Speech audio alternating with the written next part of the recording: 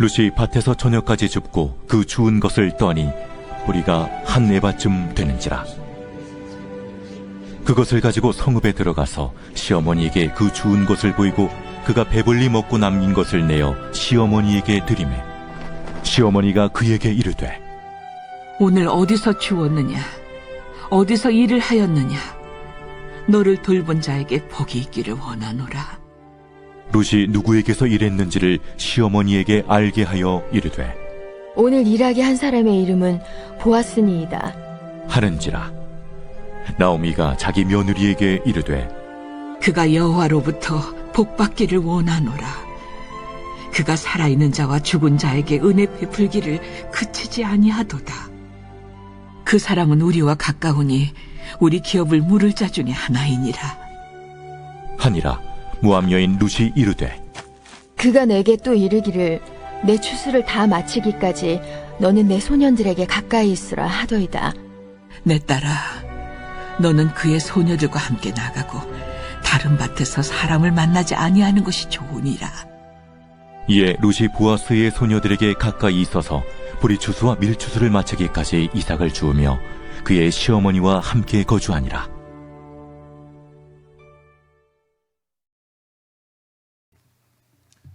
나오미와 룻이 예루살렘에 들어오게 됩니다. 그들은 막막했지만 그들은 전능자 하나님을 믿고 있었습니다. 그들은 하나님 앞에 부스러기 은혜를 구하면서 이제 은혜의 새 아침을 맞이하게 됩니다. 그 은혜의 새 아침을 맞이했던 가장 귀중한 그런 하나의 사건이 보아스, 기업 물을 자 고엘을 만났다는 겁니다.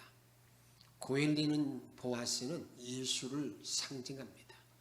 다른 말로 말씀드리면 그 어려운 모든 여건 안에서 누구를 만났다는 거예요? 예수님을 만나서 이제 새로운 은혜가 전개되었다는 겁니다. 그 고엘리는 보아스를 통해서 주어지는 룻에게 부어졌던 은혜의 실제에 대해서 지난주 시간에 살펴보았습니다. 그 중에 하나는 최상의 길로 인도받는 겁니다. 부스러기 은혜를 구할 때에 여러분이 그가 이제 최상의 길로 인도받는 그런 장면을 성경은 말합니다. 내 밭에서 주라는 겁니다. 마치 우리 하나님께서 우리를 인도할 때에 구름 기둥과 불 기둥으로 인도하는 것처럼 그렇게 인도받는 은혜가 있었다 그 말입니다. 또 위로를 받습니다. 위로를 받는. 여러분 어떻습니까? 하나님이 위로의 하나님이시잖아요. 위로의 하나님, 위로를 받는 것. 또 어떤 은혜를 받았느냐? 두 번째는 보호를 받습니다. 어떤 보호를 받느냐? 이렇게 말합니다. 내 밭에서 계속 주라는 겁니다. 내 밭을 떠나지 말라는 겁니다. 그리고 난 다음에 또 어떤 말을 듣느냐면 절대 너를 남자들이 건들지 못하게 한다는 겁니다. 이런 보호를 받습니다. 아름다운 교제를 나누게 됩니다. 식탁의 교제지요. 함께 먹고 먹는. 우리가 증정 주님을 모시고 살 때에는 주님이 내 안에서 내가 주님과 함께 더불어 먹는다고 그랬는데 이런 식탁의 교제를 알려주고 있습니다. 넘치는 은혜를 계속 부어주게 됩니다. 그 받은 바 은혜를 끝나지 않고 계속 부어주는데 여러분 보아스가 뭐라고 말했다 그랬어요? 자기 밭에 일하는 일꾼들에게 말합니다. 이 룻이 이삭을 주울 때 그냥 뽑아주라는 거예요. 궁통부터 띄워주라는 거예요. 이것을 우리가 신앙적 용어로 말한다면 하늘 문을 열고 받는 축복을 말합니다. 그런데 이렇게 하나님의 은혜를 받았던 이 새 은혜 가운데 넘쳤던 룻의 모든 삶을 보게 되면 룻이 그런 은혜를 받을 수 있는 그릇이 준비되어 있다는 겁니다. 전혀 준비가 없는데 그런 은혜가 주어졌는가? 그게 아니라는 것입니다. 룻에게는 어떤 그릇이 준비되어 있었습니까? 겸손의 그릇. 자기가 말할 때 이렇게 말합니다. 함께 그 일하는 그 이삭을 줍고 있는 모든 하인들, 소녀들을 비교해서 나는 이 하인들보다도 못한 여자라고 그렇게 자기를 지칭합니다. 그는 예배의 그릇이 분명했습니다. 땅에 엎드려서 절하며 하는 그 예배하는 모습, 예배의 어떤 근본을 알고 있는 그런 여인이었습니다. 그 다음에 기도와 순종의 그릇이었습니다. 내가 은혜를 받기 원합니다. 그리고 나오미가 말하는 대로 순종하게 됩니다. 이런 일로 말미암아서 은혜의 새 아침을 맞이했다라고 말씀을 드렸어요. 근데 문제는 여기 있습니다. 이런 은혜가 나에게 주어졌을 때 그 은혜를 계속 누리며 유지하는 비결을 내가 알고 그 은혜를 내가 입어야 된다는 거예요. 한 번만 나에게 그런 은혜가 임하고 끝나면 물론 없는 사람보다 나은 거지요. 경험 못한 사람보다 훨씬 좋은 일이 있죠. 그런데 우리는 그것이 아니라 그런 은혜가 계속해서 유지되어지고 다음에 계속 누리는 삶을 살아야 된다 그 말입니다. 루시라는 여인은 상처 때문에 아름다워진 여인입니다. 해명이라는 사람이 이런 말을 했습니다. 인생은 우리를 인생 가운데에서 때로 그 고난이 우리를 아프게 하지만 그 상처를 치료하면 우리가 더 강해진다라는 말을 했습니다. 루시 그런 여인입니다. 많은 상처를 받았는데 이제 그가 새로운 어떤 길을 걷게 되는 걸 보게 된다 그 말입니다. 여러분들이 진주를 좋아하지 않습니까? 그 진주가 어떻게 해서 진주가 되어지는 겁니까? 진주 조개 안에 그 살에 모래 같은 것이 스치게 됩니다. 그것이 스치다 보게 되면 그것이 굳어져서 그게 진주가 되는 것입니다. 그 아픈 상처 후에 그런 아름다운 진주, 고귀한 진주를 만들어낸다 그 말입니다. 룻은 깨어진 여인이며 부서진 인생입니다. 곡식으로 들여지는 완전히 소재같이 완전히 깨어진 후에 하나님께서 은혜를 부어주셨다는 것을 우리에게 알려주고 있습니다. 하나님은 룻에게 보아스라는 남자를 예비하여 놓았습니다. 하나님은 보아스를 통해서 인도하신 은혜를 베풀어 주셨습니다. 여기까지 모든 삶을 보게 되면 정말 이 룻에게는 하나님의 은혜요 선물입니다. 그런데 이것이 저와 여러분과 똑같은 길인 것을 성경은 말하고 있습니다. 에베소 2장 8절에 보게 되면 너희는 그 은혜로 인하여 믿음으로 말미암아 구원을 받았나니 이것은 너희에게서 난 것이 아니요. 뭐라고요? 하나님의 선물이라. 저와 여러분들이 구원의 모든 길이 전부 다 하나님의 선물인 것을 우리에게 말합니다. 그래서 9절에 보게 되면 행위에게서 난 것이 아니니 이는 누구든지 자랑하지 못하게 함이라. 행위가 아니라 하나님의 선물로 내가 구원받았다. 새로운 은혜의 길을 걸어간다. 이것이 룻의 생과 우리의 삶이 같다고 말입니다. 룻은 하나님이 엄청난 선물을 허락해 주었습니다. 그런데 여기서 끝나면 아니 됩니다. 이런 은혜를 계속 누리고 유지하는 그러한 은총이 계속 있어야 된다고 말입니다. 우리는 하나님의 은혜를 지속적으로 받아서 우리가 그 은혜를 누리는 비결을 깨닫고 남은 생을 더 풍성하게 살아갈 수 있는 영천의 성도가 다 되시기를 주의 이름으로 축복합니다. 이것이 예수님이 오신 이유입니다. 나와 여러분들에게 생명 준 걸로 끝나지 아니하고 그 생명의 풍성함을 더하기 위해서 우리 주님이 오셨다고 우리에게 말씀하고 있습니다. 이렇게 말씀합니다. 같이 읽도록 합니다. 요한복음 10장 10절 말씀입니다. 도둑이 오는 것은 도둑질하고 죽이고 멸망시키는 것뿐이요.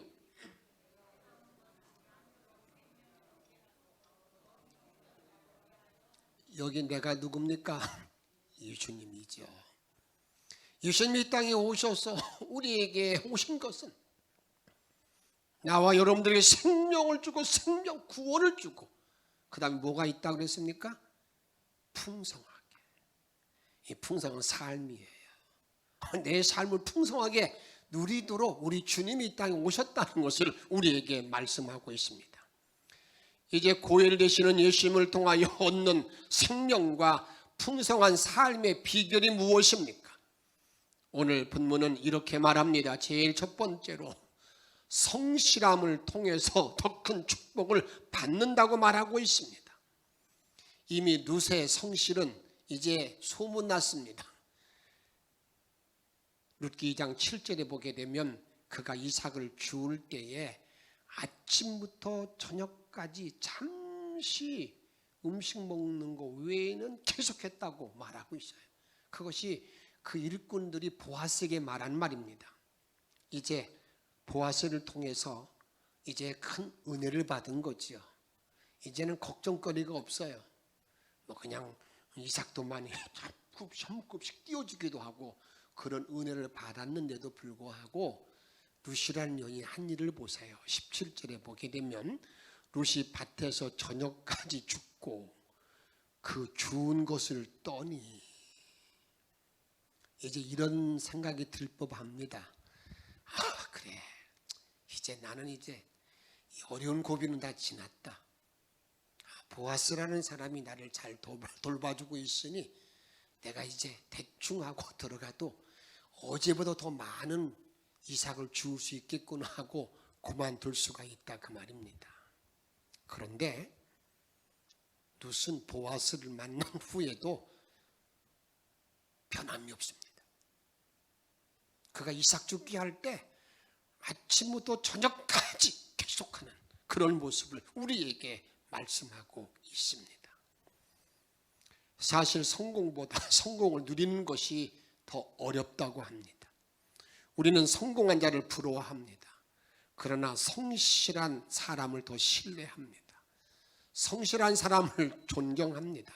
성실한 사람을 사랑하고 성실한 사람을 우리는 따라가려고 노력하고 있습니다. 그러면 성실이라고 하는 것은 무엇이 성실입니까? 우리가 성실을 밥 먹듯 하고 성실을 밥 먹게 하는 모든 자들에게 주님은 우리의 소원을 들어주신다고 시편에도 말씀하고 있는데 도대체 성실이 무엇이냐 그 말이에요. 성실이라는 것은 작은 일에 충성하는 것입니다. 룻은 작은 일을 소중히 여길 줄 알고 기회를 선용하는 자가 되었습니다. 그는 자기에게 주어진 부스럭의 은혜를 구원하는 일에 그가 자기의 최선을 다해서 감당하는 모습을 보게 된다 그 말입니다. 우리 주님도 작은 일에 최선을 다한 자를 칭찬하시고 복을 허락하십니다.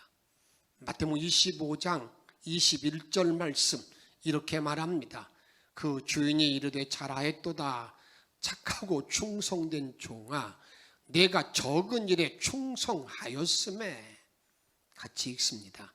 내가 많은 것을 네게 맡기리니 내 주인의 즐거움에 참여할지어다. 내가 작은 일에 충성하였음에, 우리는 작은 일에 대해서는 별로 관심이 없습니다. 이런 일은 내 일이 아니라고 생각합니다. 그런데 주님이 보시는 시선은 어디 있는 줄 아십니까? 작은 일에 초점을 맞추고 있다는 사실을 잊지 말아야 된다 그 말입니다. 또한 성실이라는 것은 가장 중요한 일을 변함없이 행하는 것이 성실입니다. 나에게 주어진 가장 중요한 일, 가치 있는 일을 변함없이 행하는 것, 이게 성실이다 그 말이에요. 룻은 이삭을 주어서 시어머니를 공개하는 일을 변함없이 행하고 있습니다. 지금 룻이 이삭을 줍는 일은 먹고 사는 생계에 달려있는, 어떻게 보면 목숨이 달려있는 그런 문제가 아니겠습니까? 지금 최고의 가치로 말할 수도 있습니다. 그것에 대해서 변함없이 하는 것이 성실이다 그 말입니다. 성실에서 가치가 찾아오는 것인데 룻은 그 가치를 잘 지키고 있습니다. 우리가 다니엘이라는 선지자를 알고 있습니다. 그 다니엘은 기도를 생명처럼 여겼습니다. 다니엘은요, 나는 기도로 내 하나님 앞에 내 삶을 다 바치겠다 결단한 사람이라고 볼 수 있어요. 그런데 그 앞에 큰 문제가 생겼습니다. 이제 그런 기도를 하게 되면 사자 굴 속에 던져진다는 그러한 말을 들었습니다. 정말 사자 굴 속에 던져지는 그런 상황이 임하게 되었습니다. 그런데 다니엘이 그렇게 자기 결심한 결단한 말을 어떻게 이행하게 됩니까? 이렇게 말하고 있습니다. 다니엘 6장 10절에 보게 되면 다니엘의 이 조서에 왕의 도장에 찍은 것을 알고도 기도하는 자에게는 사자굴에 던져지는 걸 알고도 자기 집에 돌아가서는 윗방에 올라가 예루살렘으로 향한 창문을 열고 만방에다 알리는 거예요. 나 기도한다. 나 생명 내걸었다. 전에 하던 대로 하루 3번씩 무릎을 꿇고 기도하며 전에 하던 대로 변함없이 하루 3번씩 기도하고 무릎 꿇고 그 다음 말씀을 잘 보세요. 감사하였더라. 할렐루야. 할렐루야. 여러분, 성실이라는 것, 내가 주님을 믿으면서 내 가장 귀한 가치 둔 것이 있습니까? 내가 예배에 생명을 걸겠다 마음 먹은 적이 있습니까? 내가 기도에 최선을 다하겠다 내가 다짐한 적이 있습니까? 그 가치를 잊어버리지 않는 것, 이게 뭐냐? 이게 성실이다 그 말이에요. 이렇게 다니엘이 이렇게 살다 보니까 그를 지켜보던 왕도, 다리오 왕도 인정합니다. 그 말이 무슨 말인 줄 아세요? 세상이 인정하는 거예요. 저 사람 예수의 생명 걸었어. 그런 사람이죠. 이렇게 다리오가 말합니다. 내가 항상 섬기는 너의 하나님이라는 말을 하면서 사자 굴 속에 넣잖아요. 16절 같이 한번 읽습니다. 이에 왕이 명령함에 다니엘을 끌어다가 사자 굴 속에 던져 넣는지라. 왕이 다니엘에게 이르되 내가 항상 섬기는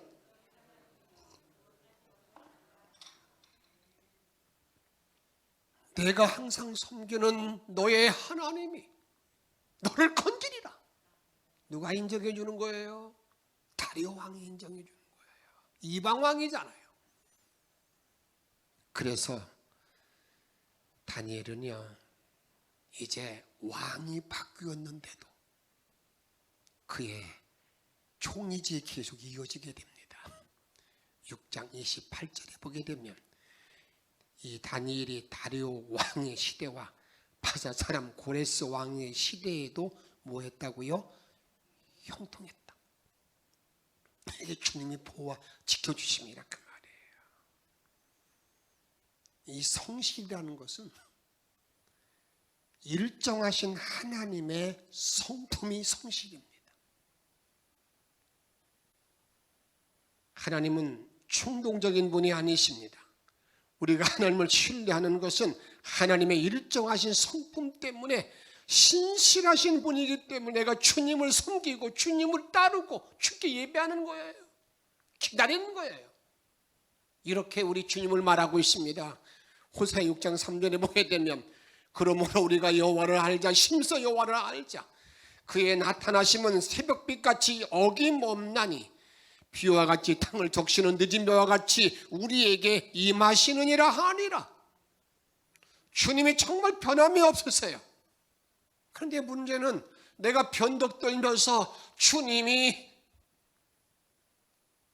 함께하지 않는다고 불평하는 나의 모습을 많이 보고 있지 아니합니까? 하나님의 성품을 잘 표현하는 말이 있습니다. 그것이 한번 따라합시다. 날마다, 아침마다. 이게 주님이 우리에게 은혜 베푸시는 그 말씀의 그런 단어입니다. 시편 68편 19절에 보게 되면 날마다 우리 짐을 지시는 주 곧 우리 구원이신 하나님을 찬송할지로다. 날마다 나의 짐을 져주시는 주님을 찬양하라고 말하잖아요. 날마다. 그 다음에 우리 주님은 아침마다인데 여호와여, 이사야 30장 2절입니다. 여호와여 우리의 은혜를 베푸소서. 우리가 주를 앙망하오니 주는 뭐 한다고요? 아침마다 나의 팔이 되시며 우리의 팔이 되시며 환난 때에 우리의 구원, 나의 구원이 되소서. 언제마다? 아침마다. 정말 여러분 아침 일어날 때마다 오늘 또 주님이 나의 팔에 힘이 되신다고 믿고 기도하고 있습니까? 그게 하나님의 성품, 하나님이라고 말이에요. 변함이 없는 거, 이게 성실이라고 말이에요. 두 번째로, 언제 우리에게 이런 큰 은혜가 계속 이어지며 그런 은혜를 누릴 수 있는 것입니까? 어른을 잘 공경할 때 더 큰 축복을 받고 누리게 됩니다. 룻이 큰 축복을 받은 것은 시어머니를 잘 공경하였기 때문입니다. 이 사실은 온 성읍이 다 알고 있었어요. 이제 저 사람이 룻이라는 여인입니다라고 말할 때에 보아스가 이미 룻의 평판을 다 듣고 있었습니다. 룻기 2장 11절에 이렇게 말하고 있습니다. 보아스가 그에게 대답하여 이르되 내 남편이 죽은 후로 내가 시어머니에게 행한 모든 것과 내 부모와 고국을 떠나기 전에 알지 못하던 백성에게로 온 일이 내게 분명히 알려졌느니라. 이게 룻이라는 여인이 행한 모든 일이 쫙 퍼지는데 어떤 소문이 퍼진 거예요? 저 룻이라는 여인은 참 부모를 잘 섬겨 시어머니 잘 공경해. 그 말로 쫙 퍼졌다고 말입니다. 부모를 공경하면 잘 된다는 것은 신구약 성경에 공이 강조하는 말씀입니다. 10가지 계명 가운데 출애굽기 20장 12절에 내 부모를 공경하라 그리하면 내 하나님 여호와가 내게 준 땅에서 뭐가 길다고요? 내 생명이 길다. 이것을 예배 6장 1절 이하에 이렇게 말합니다. 자녀들아 주 안에서 너희 부모에게 순종하라. 이것이 뭐하다고요? 옳다 옳으니라. 내 아버지와 어머니를 공경하라. 이것이 약속이 있는 첫 계명이니 이것이 약속이 있는 첫 계명이니 같이 읽습니다. 이로써 내가 잘되고 땅에서 장수하리라. 그러면 어떻게 부모를 공경해야 하는 것입니까?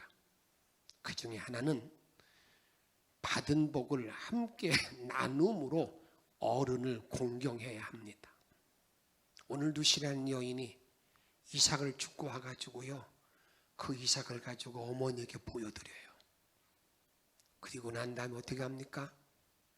그 어머니에게 다 또 드려요. 18절 보세요.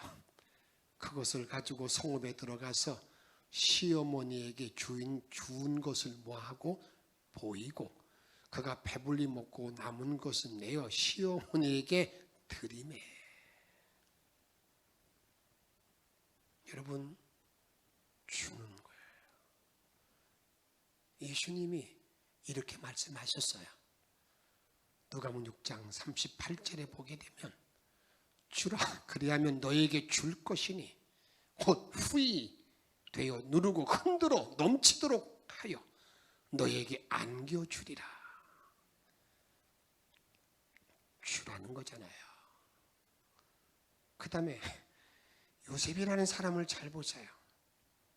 그가 요셉이라는 사람이 지속적으로 축복을 받은 게 뭐가 있습니까? 성경에서 말하고 있는 요점은 그겁니다. 흉년이 풍년 들을 때 그 곡식을 하나님의 은총으로 쌓아놓았다가 우리만 먹고 산다고 한 게 아니에요.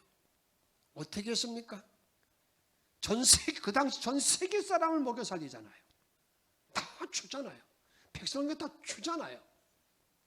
그게 여러분 그 복을 누리는 비결이었음을 우리에게 말한다 그 말입니다.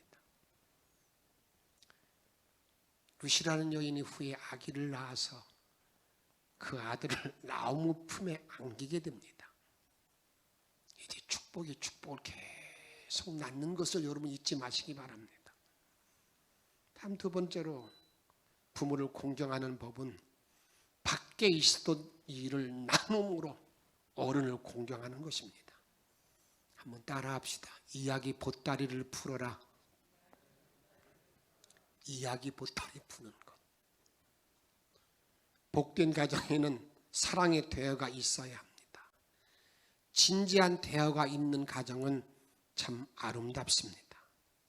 룻기 2장 19절 이하에 보게 되면 룻이 들판에 돌아올 때 어머니와 여러 가지 대화를 나눕니다.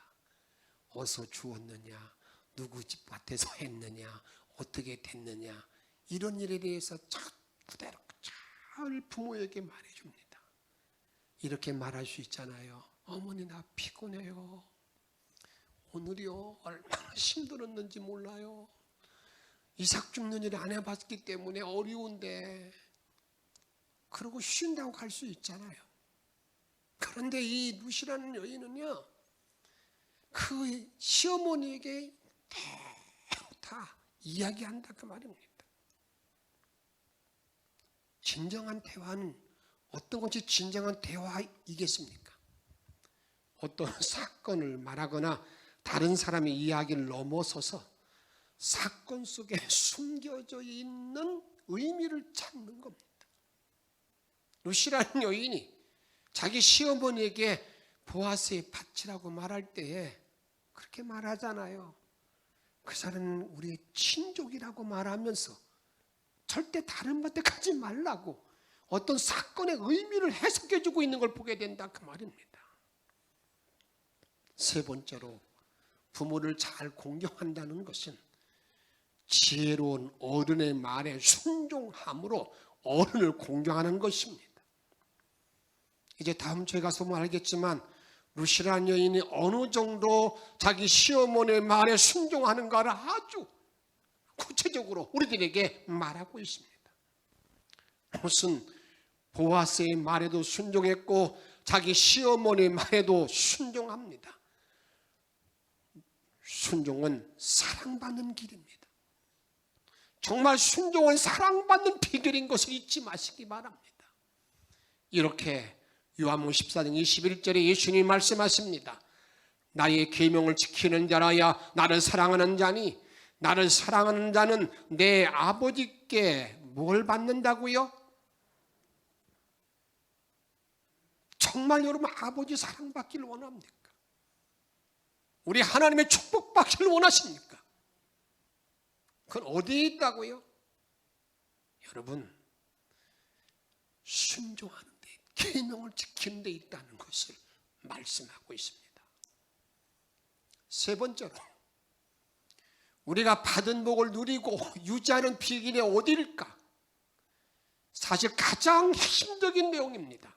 그것은 원천의 축복을 사모하는 사람, 원천의 복을 사모하는 사람, 이 사람이 여러분 축복을 누릴 수 있다는 사실을 잊지 마시기 바랍니다. 롯은 축복의 원천 되신 하나님의 사람 보아스를 사모하게 됩니다. 그게 룻기를 통해서는 결혼이라는 문제로 나타나 있는 것이지요. 결혼이라는 문제를 가지고 원천의 복을 사모했던 룻을 이제 나오미에 대해서 우리에게 말하고 있다고 말입니다. 룻기 2장 20절에 보게 되면 나오미가 자기 며느리에게 이르되 그가 여호와께로부터 복받기를 원하노라. 그가 살아있는 자와 죽은 자에게 은혜를 베풀기를 그치지 아니하도다 하고, 나오미가 또 그에게 이르되, 그 다음이 중요한 말이죠. 그 사람 보아스는 우리와 가까우니 우리 기업 물을 자 중에 하나이니라. 우리의 기업을 다 회복해 줄 수 있는 사람, 네가 과부인데 너의 모든 문제도 해결해 줄 수 있는 사람, 그 사람이 여러 친족 가운데 한 사람이다, 이렇게 말하면서 지금 뭘 부여하고 있습니까? 꿈을 심어주고 있는 거예요. 누사, 너 보아스를 네가 이제 기대하도록 만드는 거예요. 결혼에 대한 꿈을 심어준다고 말이에요. 룻이 보아스를 만난 것은 일시적인 것입니다. 그러나 보아스를 남편으로 맞아들인다면 보아스의 것이 룻의 것이 되는 것입니다. 보아스의 축복이 룻의 축복이 되고 보아스의 사랑이 룻의 사랑이 되는 것입니다. 그래서 우리가 이런 말을 하지요. 여자는 남자를 잘 만나면 운명이 바뀐다고. 마찬가지로 남자도 여자를 잘 만나면 운명이 바뀐다 그 말입니다. 이게 계속 이어지는 다음 주에 있는 안식하는 가정에 대한 출발이 됩니다. 다윗은 정말 이 원천의 복을 알고 있는 사람이었습니다. 그걸 구한 사람입니다. 이렇게 다윗이 구합니다. 시편 16편 2절에 보게 되면 내가 여호와께 아뢰되 주는 나의 주님이시오니, 크게 두 번 따라합시다. 같이 읽습니다. 주밖에 나의 복이 없다 하였나이다. 주밖에 나의 복이 없다. 주밖에 나의 복이 없다. 누구를 찾는 거예요? 하나님. 우리가 더 깊은 영적인 의미 가운데는 신랑 되신 예수, 거기에 복이 있다 그 말입니다. 이 원천의 복을 사모하는 사람, 만난 사람, 이 사람이 어떤 사람이라는 겁니까? 우리가 이 땅에 사는 날 동안에 은혜를 누리는 비결인 것을 말하고 있다 그 말입니다. 시편 73편 25절에 보게 되면 하늘에서는 주 외에 누가 내게 있으리요, 땅에서는 주밖에 내가 사모할 리 없나이다. 이 땅에 사는 날 동안 내가 사모할 사람, 내가 진정 사모할 사람이 누구냐? 그게 누구라는 거예요? 하나님밖에 없다. 이게 원천의 복을 알았던 다윗의 기도라 그 말입니다. 저는 오늘 영천의 성도들이 남은 모든 삶을 살아가는 날 동안에 정말 이 원천의 복을 사모하고 그 원천의 복을 바라고 기대하는 복된 종들이 다 되어 그런 복을 누리고 사는 귀한 백성들이 다 되어지기를 주의 이름으로 축복합니다. 그런 은혜를 사모하기를 바라는 마음으로 찬양 부르고 기도하도록 하겠습니다. 오늘 주신 말씀과 함께 내가 정말 원천의 복을 기대하면서 88장 찬양을 드립니다.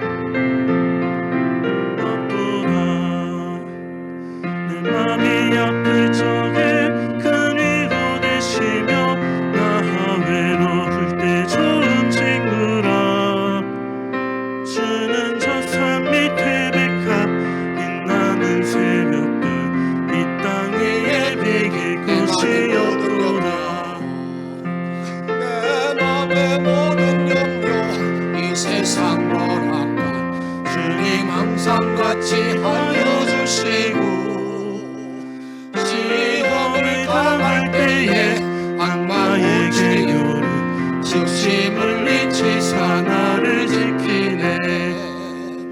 온 세상 날 버려 예수 안 버려 끝까지 나를 돌아보시니 주는 저 산 밑에 백화 빛나는 새벽별 이 땅 위에 비길 것이 없구나. 내 마음을 다하여서 내 마음을 다하여서 주님을 따르면 길이 나를 사랑하리니 물을 불이 두렵지 않고 창문도 겁없네.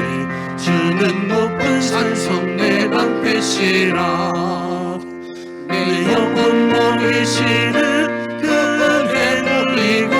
나같이 주를 뵙기 원하네.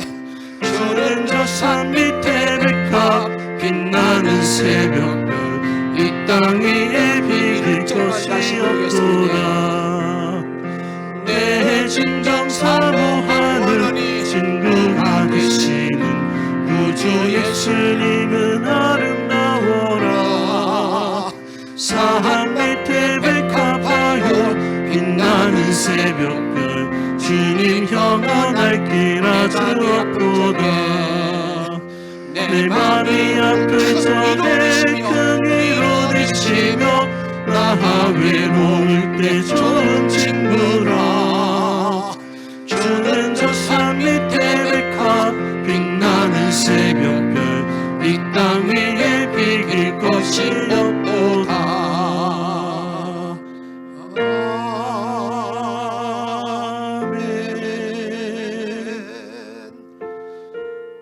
내 마음이 아플 때에, 내가 시험을 당할 때 나를 버리지 않고 악마의 괴계를 막아주시는 그 하나님, 그 주님을 사모하는 마음을 가지고 기도하세요. 주님, 나도 이런 원천의 복으로 일생을 승리하기를 원합니다. 오늘 주신 말씀을 이어가며 간절히 동성으로 기도하겠습니다. 성령의 주님을 하나님 주시는 감사합니다. 하나님, 하나님 은혜를 받고 다른 모든 가운데에서 정말 내가 하나님 입고 있는 일 보기를 원합니다. 내가 받은 바본 은혜를 지금도 되고 있는 내가 보는 가운데 내가 회복하기를 원합니다. 내 영이 소상하기를 원합니다. 내 삶의 새로운 변화 나타나기를 원합니다. 놀라운 주님의 얘기를 내려 들어가기를 원합니다. 아버지의 영광 능력으로 주님을 알아보고 사모하시는 내려 들어가기를 원합니다. 놀라운 복된 믿음의 길을 담내 걸어가시는 내려 들어가기를 원하나이다. 아버지 정말 주님의 사모를 도와주소서. 우리 가진 어떤 데서 나가기를 들어가기를 원합니다. 영광된 모습으로 가시는 내려 들어가기를 원하나이다. 아버지 주어지는 흘러갈 수 있는 복된 믿음의 종들이 다 되게 도와주소서. 성령의 현 역사 속에 살게 도와주시기 원합니다. 하나님 아버지 외로워할 것 없어서 하나님 하나님 이름으로 주옵시고 하나님 놀라게 도와주시고 주옵시고 주님의 신실에 일하게 도와주시옵시고 놀라운 미편하게 도와주시기 원합니다. 아버지 우리들로 하나님으로 주시기 원합니다. 우리가 이 땅으로 활동하니 정말 성실한 삶을 하게 도와주시옵시고 아버지 법문을 잘 공유함으로 말미암아서 이런 복권을 누르게 도와주시옵시고 오하는 진우란 믿음으로 남은 일생을 승리할 수 있는 귀한 백성들이 걸음치기 원합니다. 성령의 능력 안에 거하는 일에 들어가기를 원합니다. 노래한 믿음으로 주를 바라보시는 일에 들어가기를 원합니다. 온 청을 함께 도와주소서. 주께 감사가 되고 찬양이 되어 주시도록 주님께서 인도하여 주옵소서. 성령의 큰 역사 속에 살게 하여 주옵소서. 우리의 생명 되시는 예수 그리스도의 이름으로 감사하며 간절히 기도하옵나이다.